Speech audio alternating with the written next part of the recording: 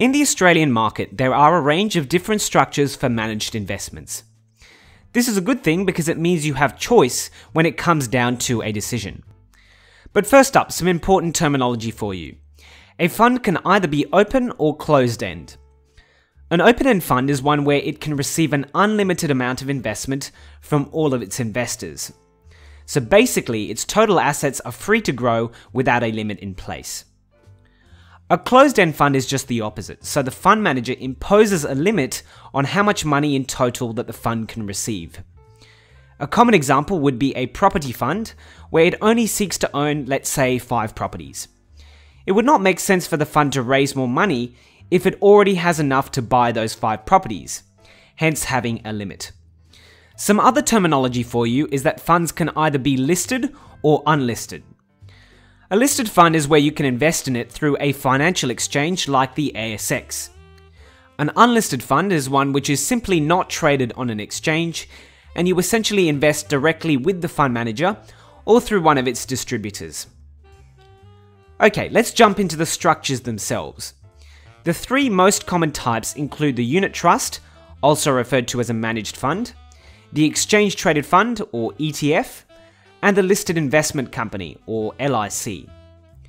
Starting with the unit trust. As the name suggests, this is one where you buy units in the fund in order to contribute money.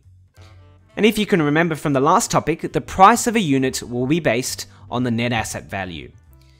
Now, unit trusts can either be open or closed-end. They are unlisted, and they can either be actively or passively managed. Unit trusts are Australia's oldest structure for managed investments and continue to be the most common form available. ETFs, on the other hand, are Australia's fastest growing structure in demand. These are listed funds where you can invest in it in a similar way to buying shares in a company.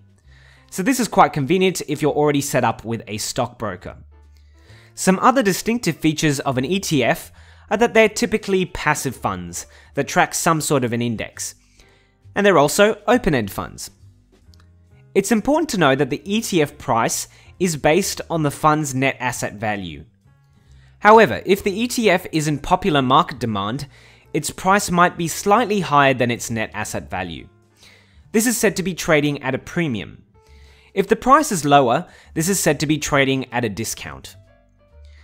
And finally, we come to the LIC. This is a slightly lesser known structure, but a good one to know about if you're after some options.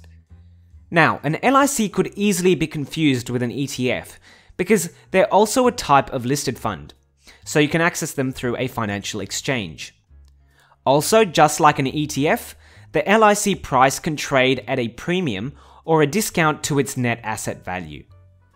The 2 distinctive features of an LIC are that they're closed-ended funds and they're actively managed.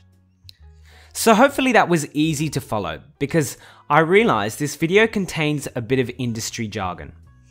But those are the 3 main structures of managed investments that are available in the Australian market.